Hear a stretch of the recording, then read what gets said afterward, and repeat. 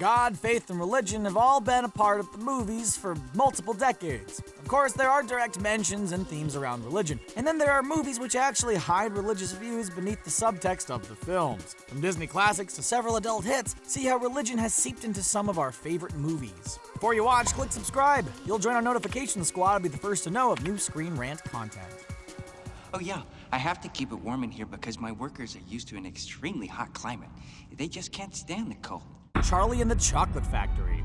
The 2005 Roald Dahl adaptation of Charlie and the Chocolate Factory is not only a visual treat, but the film explores many different Christian themes. One of the more obvious themes is the focus on the 7 deadly sins. Characters like Augustus commit the sin of gluttony and are punished for his attempt to drink from the chocolate river. Veruca Salt commits several acts of greed and is punished for her actions. Other sins like sloth, pride, and envy are also tossed into the mix. At the helm of it all is the quirky Willy Wonka, the character who actually represents a version of God who created the chocolate wonderland for everyone to enjoy.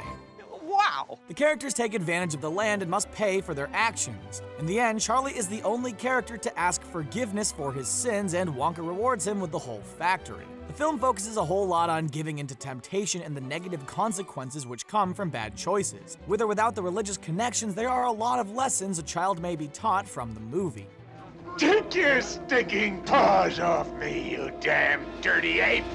Planet of the Apes. The battle between apes and humans comes front and center in the original Planet of the Apes film. As the movie surpasses 50 years of age, there's no need to give a spoiler warning that the whole planet is actually just Earth in the distant future. The apes have full control over the humans and even adapted their own form of faith and religion. The debate between the faith and historical texts of the apes reaches full discussion during the court case scenes. A lot of the film tackles the debate between scientific facts and religion.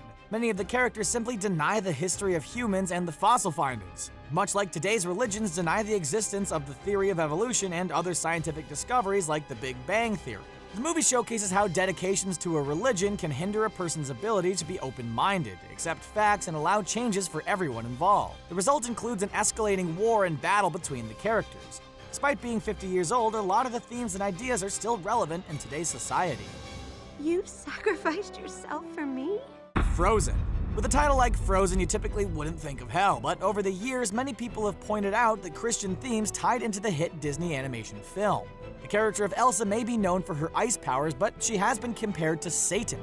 Satan desires to be free and to fly. Elsa desires to be free from her responsibilities while living in isolation and using her powers as needed. Enter Anna, Elsa's sister and savior. Anna is a Christ-like figure in Frozen who makes sacrifices and takes on all the challenges her sister created. Anna must suffer through snow monsters, ice worlds, and shady characters to help showcase her strength and love. Everything leads to the climactic moments of the film when Anna seemingly kills herself to protect her sister, Elsa. Elsa learns how to use happiness instead of anger and how her own sins caused Anna's state. Ultimately, Anna's act and the true love between them causes the sisters to reunite. The frozen hell Elsa created disappears, and the sisters are able to live happily together once Anna is resurrected again. Come on, Tom. Let's finish this the way we started. Harry Potter and the Deathly Hallows. With both the book and movie releases, the whole Harry Potter franchise received a lot of religious criticism for the use of witchcraft and sorcery. By looking closer at the movies and books, there are actually a lot more religious themes and lessons the critics likely missed. Some of the most obvious are found in the final 2 films, Harry Potter and the Deathly Hallows Part 1 and Part 2. The religious themes in the book center around Harry himself. A lot of his story is based on the story of Jesus and the Passion of the Christ. Over the years, Harry's arrival at Hogwarts has come with a lot of controversy, criticism, and tension between other students and professors. Despite this, Harry wants what's best for the wizarding world and does everything he can to stop the evil force known as Lord Voldemort. Towards the end of the film, Harry gets killed in battle and his dead body is showcased for all to see. This isn't the end of Harry, though. Much like Jesus, the character is resurrected. He ends up defeating Voldemort, helps others repent their sins, and becomes the hero wizard everyone worships. The whole thing may be labeled as witchcraft, but Harry displays some of the same type of magic as Jesus did in the Bible tales. Alien 3.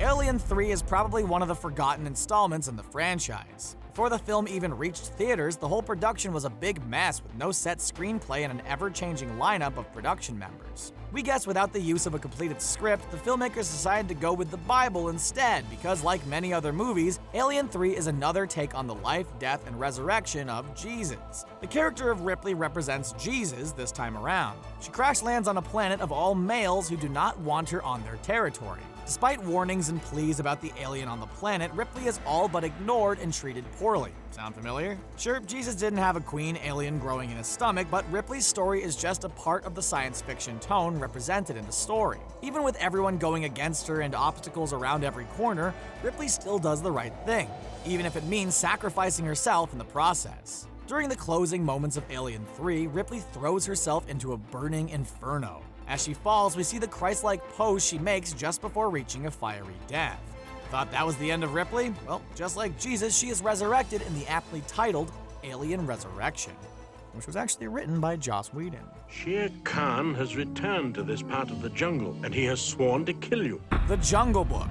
Disney's animated version of The Jungle Book combines a lot of different themes, the acceptance of everyone, and the ability to live the good life in a world filled with all types of troubles. Unlike Disney movies of today, The Jungle Book did not have to rely heavily on subtext or hidden messages to convey religious themes. Back in 1967, animation was very different, and there was a lot more direct Christian religion mixed right into the stories told on screen.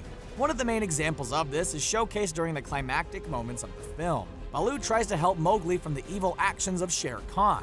In the process, the big bear is seemingly killed, and his lifeless body lies on the jungle ground. As Bagheera tries to comfort Mowgli, he relies on a line from the Bible to showcase Baloo's sacrifice. Greater love hath no one than he who lays down his life for his friend. Which is a direct quote from John 15:13. Many children have probably heard the quote over the years, not even knowing the Black Panther was actually quoting from the Bible.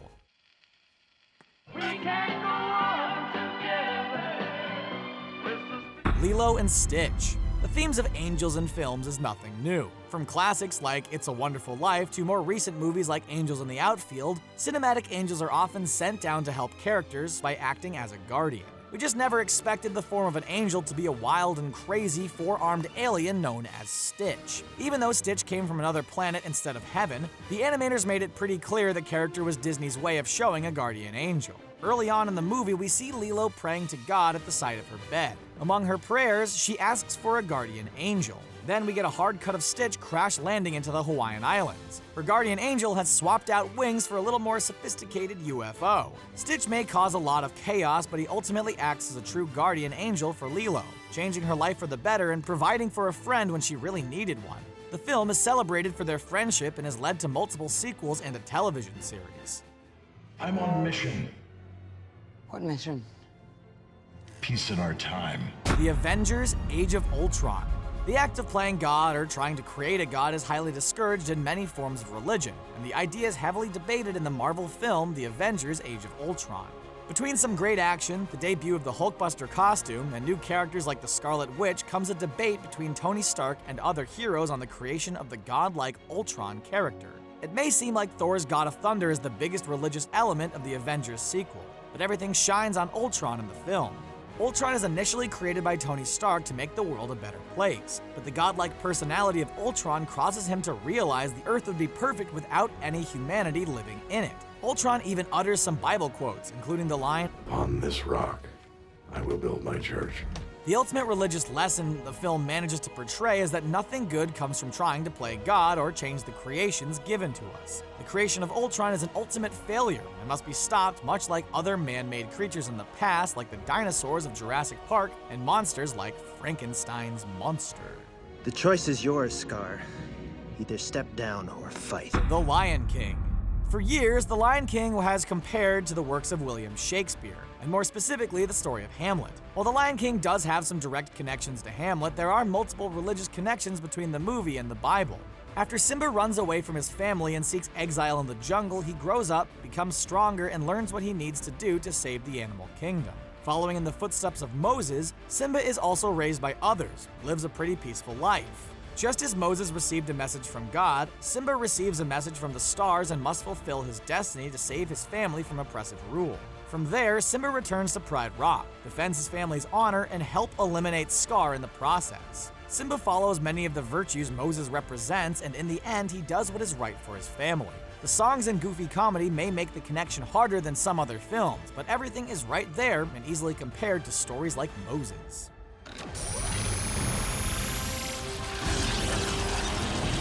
Sausage Party. The raunchy adult film Sausage Party leaves nothing off the table when it comes to religion.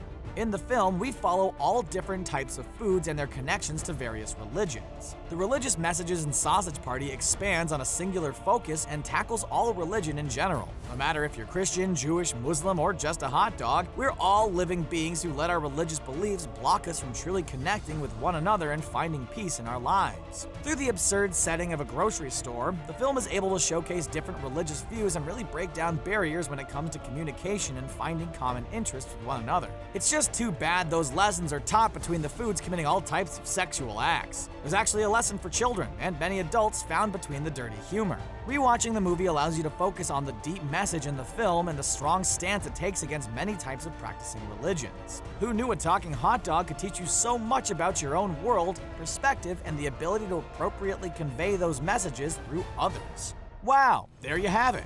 What do you think of the hidden religious messages? Are there any we missed? What is your favorite religious movie? Let us know in the comments section below. Don't forget to like this video, share it, and subscribe to Screen Rant on YouTube so you can stay up to date with our awesome videos.